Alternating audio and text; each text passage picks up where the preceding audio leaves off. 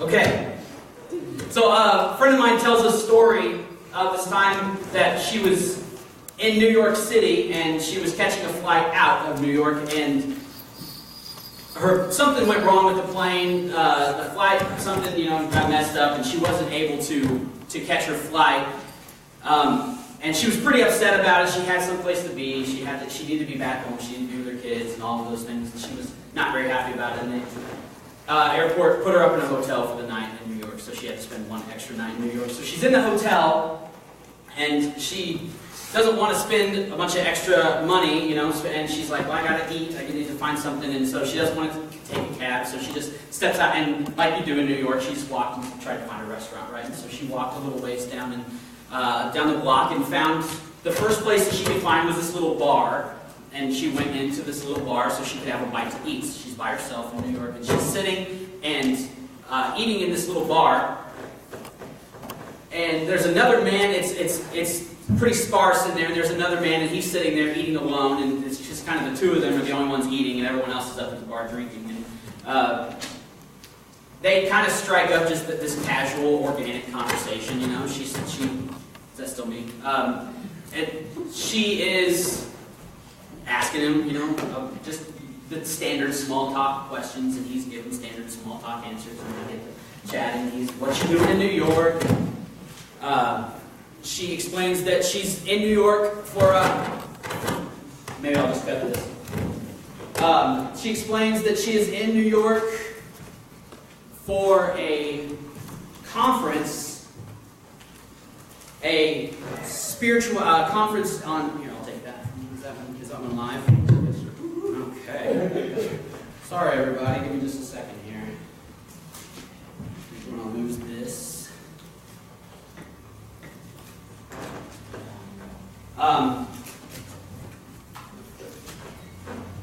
So she's in New York for this conference, and she's speaking at the conference, this conference on spiritual formation, and he said, well, that's really interesting because that I would meet you in this bar because I'm going kind of through a spiritual journey myself.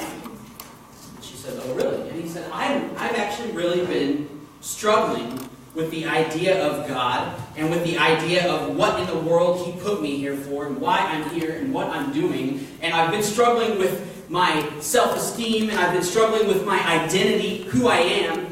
I've been struggling with even my gender identity specifically is something he was struggling with. And he was just going through all of this mess. And he said, actually, you're the only one that knows this, but I feel like I'm supposed to tell you. I was going to go home tonight after I ate this meal in this bar and take my life. This was my last meal. And she was pretty frustrated when she got to the bar that she had to stay an extra night in New York, and she was missing her family, and and had to spend the extra money on the meal and everything. But she obviously clicked what she was supposed to be doing there, and she said, let's talk some more. Let's pray. Is it okay if I pray for you? Is that weird? And he goes, it's a little weird, but I guess, it's not going to hurt anything. So she said, I want to pray for you. And I want to talk to you. And I want to tell you that there is a purpose that is so much bigger, that is grander, and that includes you. And that you are a part of something amazing. And you are not an accident. And you are not a mistake. And there are people that are ready to love you. But he wasn't convinced. But he was willing to ask more questions. And so their conversation continued, and he kept asking questions. And as it went into the night, she said, I got to be getting back. I got an early flight, but can I have some of your contact info? And would it be okay if I contacted you and we talked some more? And he said, yeah, I think that would be okay. And gave phone number and email address. And he was still skeptical even when they left. But they began to talk regularly through email.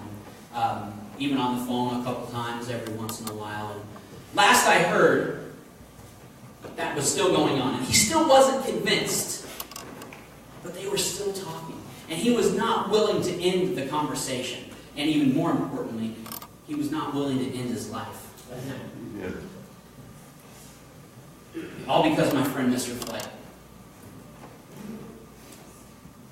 This kind of speaks to our story today. Will you turn with me to 1 Kings chapter 17? Turn with me or click with me or however you get there. 1 Kings chapter 17. Let me set the stage for you while you get there, okay? Elijah has just shown up on the scene. You've probably heard of Elijah. Believe it or not, Elijah's only around for about 4 chapters in the Bible. Really short. Really big deal, obviously. He is talked about a lot more than that, but Elijah himself, his story goes from about 1 Kings 17 to 2 Kings 2. It's just like 4 or 5 chapters. It's really short, and Elijah's around. But obviously he makes a huge impact in those chapters.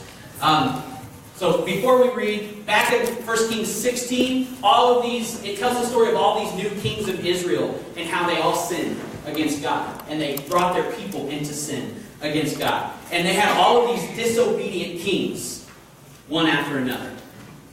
Brings us to King Ahab, no different, disobedient king. Marries Jezebel, you've probably heard of Jezebel. And Jezebel worships Baal, and Ahab said, I'm going to worship Baal as well. And Baal becomes the new kind of theocracy, the new official god of Israel, at least according to the king. And so that's kind of where we are. And then Elijah shows up on the scene as a prophet in 1 Kings 17 at the very beginning. And he says, he calls all the land into famine and says, you guys are going to be in famine until I call it off. And then obviously he goes away because the king is very angry and he has to hide. And the king hunts the entire known world for Elijah. Every kingdom trying to find him. And God comes to Elijah, like God often does, and he says, I want you to go to Zarephath, which is in the heart of Baal country. And it doesn't make a lot of sense because Elijah is trying to run away from Baal-associated people. But God says, I'm going to call you deeper and further into Baal country. And if we've learned anything from lots of different stories in the Bible, it's you go when God calls you. Go. It made no sense for Elijah to go deeper into Baal country. I'm sure he thought, no, God, that way is further away from the danger. But God said, go to Zarephath. And when God says go, look at Abraham, Moses, Joshua, Jonah, Jesus, Paul. When God says go, you go. There, God says Elijah will meet a widow, and she will take care of him.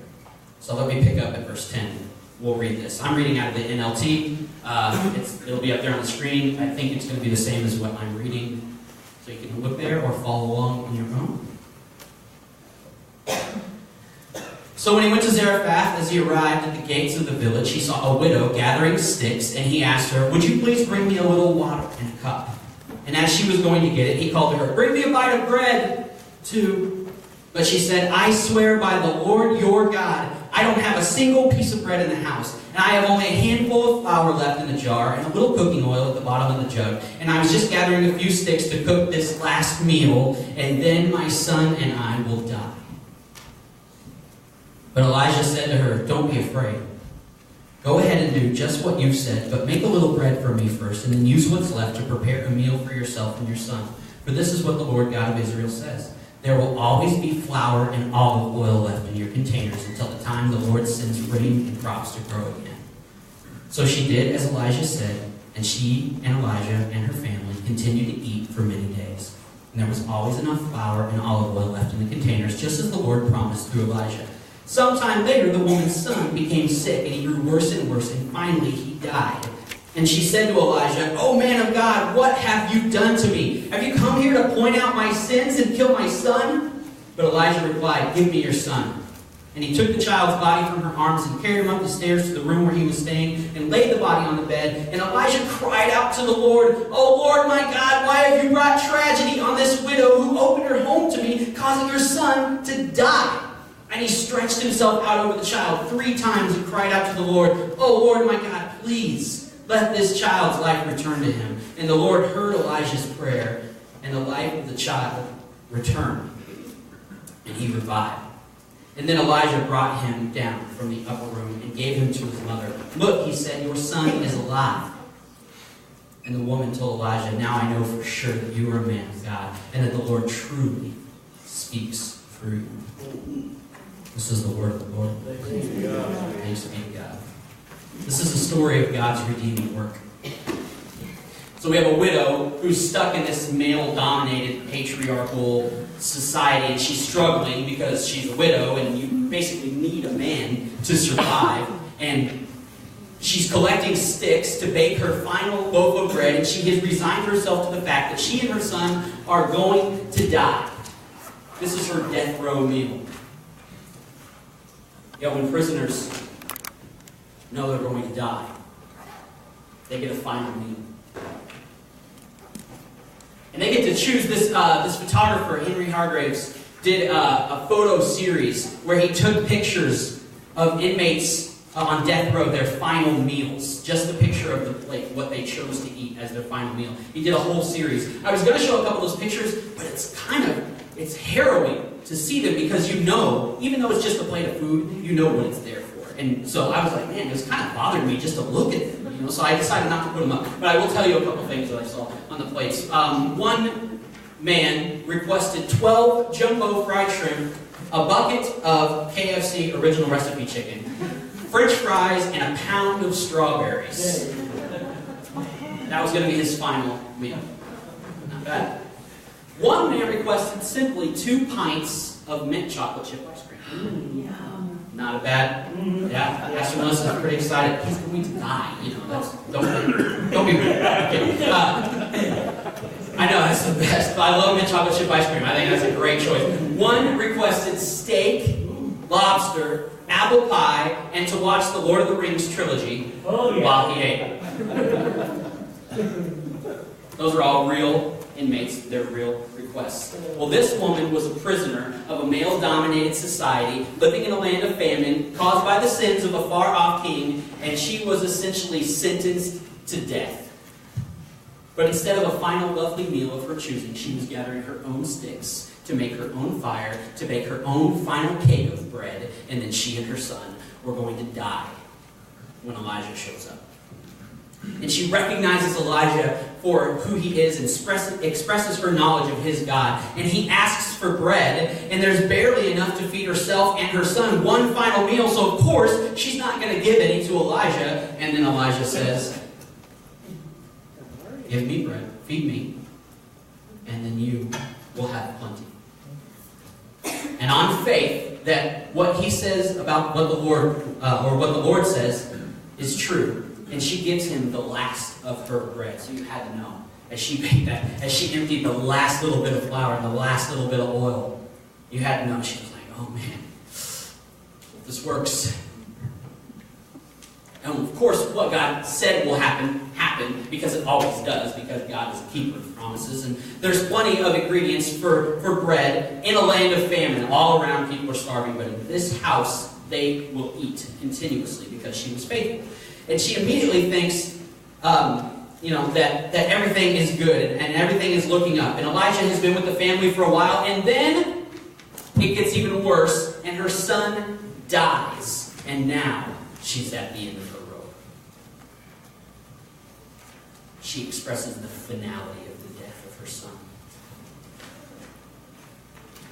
And she immediately thinks that Elijah is condemning her for her sins, because that's a common way of thinking. Bad things are happening, so I must have done something bad. Even Elijah is a little flabbergasted, and he says, God, why have you brought tragedy here when this woman opened her home to me? And God hears Elijah's prayers, and the boy comes back to life. And the woman acknowledges God's power that's spoken through Elijah. God makes himself known in times of trial.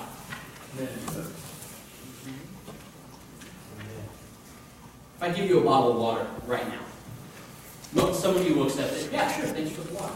Some of you will be like, I'm good. You just have a cup of coffee. I'll get water later. No big deal. But let's say you've been outside in the sun for a few hours, really hot, sweating, working really hard. Maybe because you volunteered to mow the lawn at the church.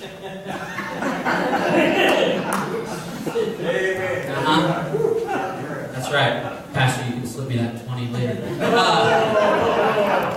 So let's say you've been out in the heat, and you're sweating, and you're hot, and I come up to you with a cold glass of water and say, would you like some water? Of course you're going to take it. You're a little more desperate for it then. Okay, let's take it one step further. What if you live in a country that has no water, that's no fresh water? There's 75 million people that live in India that only have access to water that has chemicals and sewage in it. Think about the cases of water you walk past at Costco. Seeing God show up through difficult times is like seeing someone who has no access to water being given one of those nice, big, fresh, cool cases of it. We appreciate God's presence more when we acknowledge how much we really need, how desperate we are for Him. That's how God shows up in trying times, because we're desperate for Him. And then He reveals Himself. He expresses Himself through a theophany. We call it theophany. It's a revelation of God. And when we're prosperous and when things are good and we don't have a care in the world, then those of us, we Christians, we look back on the times when it was difficult and how He carried us through. And we acknowledge that it is in His faithfulness and through His faithfulness to us that we're in this place of prosperity.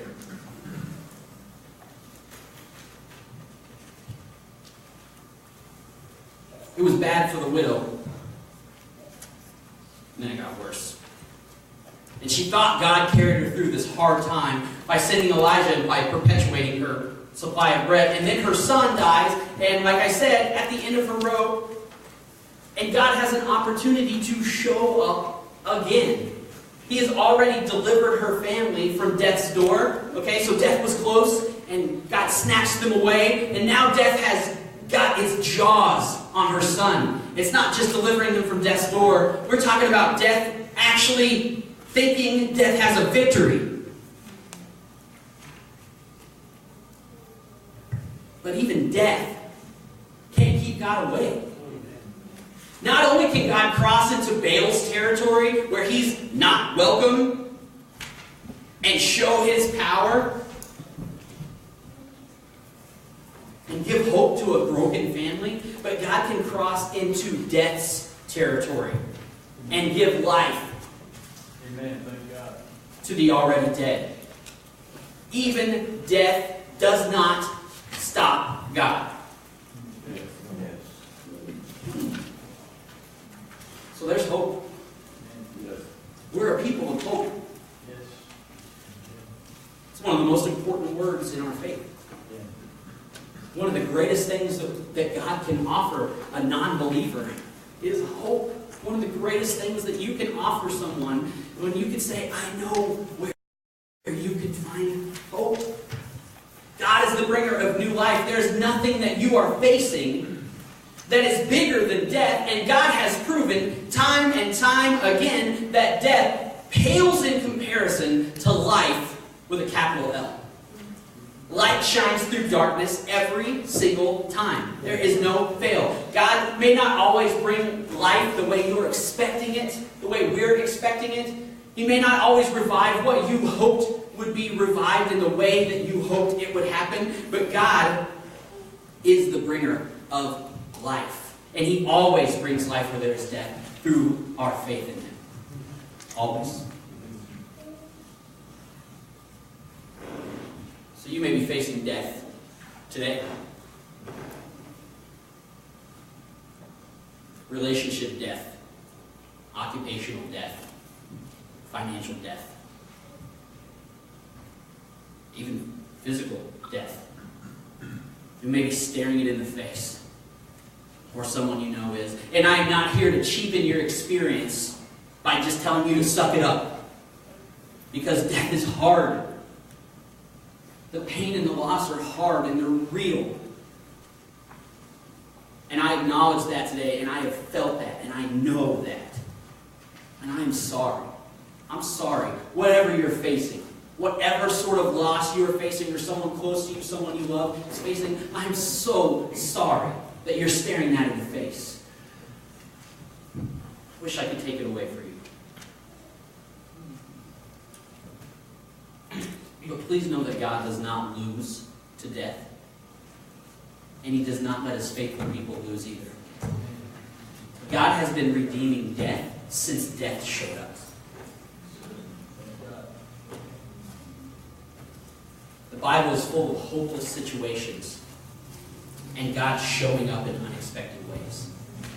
God shows up in the den of lions, and God shows up in 5 smooth stones sailing through the air towards a giant, and God shows up in fortified city walls, and they are all completely unexpected, and they all seem hopeless. But God shows up, and he uses opportunities when there is pain and when there is loss, when those are imminent, and he shows up in new ways and does new things. And it's not always easy to find, and sometimes you have to miss your flight and end up in a dive bar in New York City, and sometimes you have to wait years.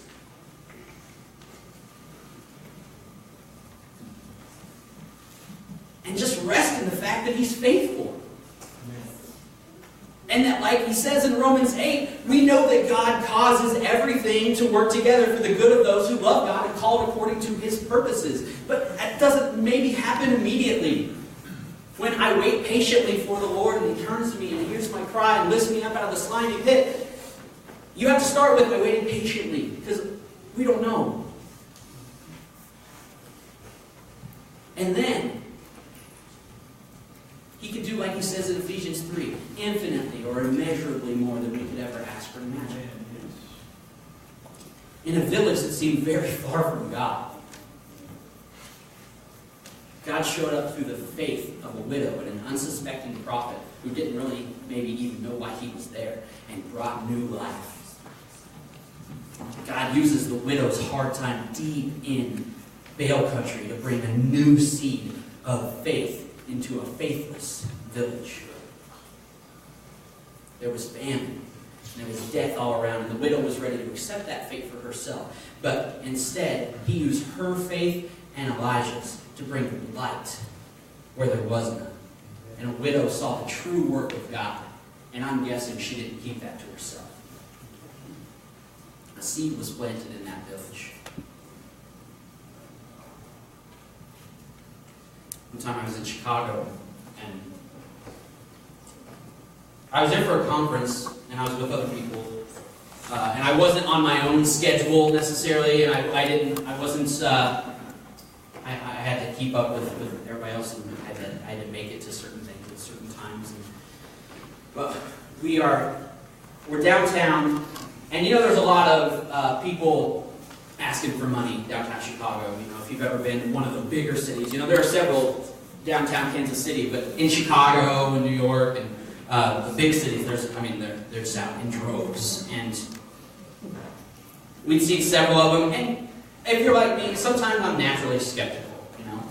We all have, whether it's right or wrong. Some of us are like, I don't know, I'm not going to give you money. And sometimes you have that feeling in you where you're like, get a job or whatever. And I'm not saying that's the right thing, but I know that it sometimes goes through our head. And I want to be more compassionate, and but so I'm not quick. I don't just have my wallet open. I'm not just passing dollar bills out as I walk down the streets of Chicago. But one person caught my eye. I stepped out of this store, and he was a kid, probably 18, maybe 19. And he was sitting with his back up to this little short wall. And he had a cup out in front of him, and he had his head in his hands. And he was just sobbing.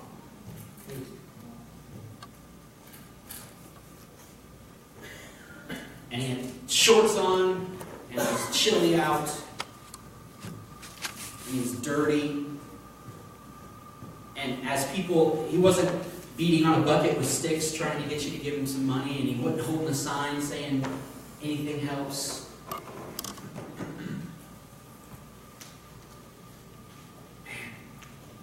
But he was just crying, and he seemed so broken.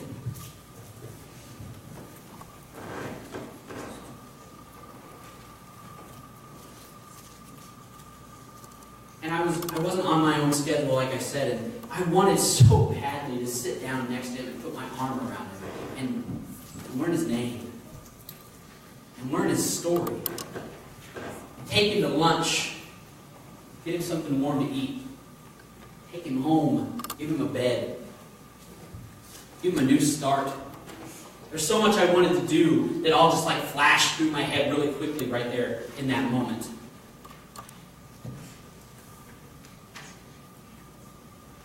I put enough money in his cup so he could eat lunch. But he didn't need me to pat him on the head and say, hey, Jesus loves you. He needed someone to show up in his life. He was at the end of his rope. It was clearly just this, I could feel his hopelessness as he sobbed. And I tried to think of what to say to him, but everything just felt so empty. Even something deeply spiritual, I was trying to think, like, what could I say? What would Jesus say right now? I don't have anything. I'm at a loss for words. I think Jesus would do, not say. But I'm kind of being, we gotta go. We got this thing. I gave him some money and I walked away. I've thought about him so many times since that day. I wish I had a better end to that story. I wish I could say that I came back and I did what I was thinking about the whole time. But I'm like you, probably, and where you walk away and then you wish, you go back and look back and wish you would have done it differently. That was me. And I just saw this kid's hopelessness. And I wanted to bring hope. And I wanted to tell him that it's not over. My guess is he's 18 or 19. He probably has parents worried about him somewhere. Oh, where's our son? Hope he's okay. I wanted to, like Elijah, bring hope to his life. Because God works through the faithful. Through brokenness and through loss and through pain and through death, God shows up and He does bring new life. I've prayed so much for that kid that someone showed up that day. But that was just a real example that I just saw. It was just right there in front of me, this hopelessness and loss. But I felt so powerless to do anything. But God is not powerless. He is always working and always making things work together for our good. So, be patient. Christian family, when you think that you just can't take anymore and you're ready to gather the sticks and make the fire and make your death row bread, you just know that God shows up. He does reveal Himself. Thank God. And death never, ever, ever wins. Right. Through our faith, God always shows up.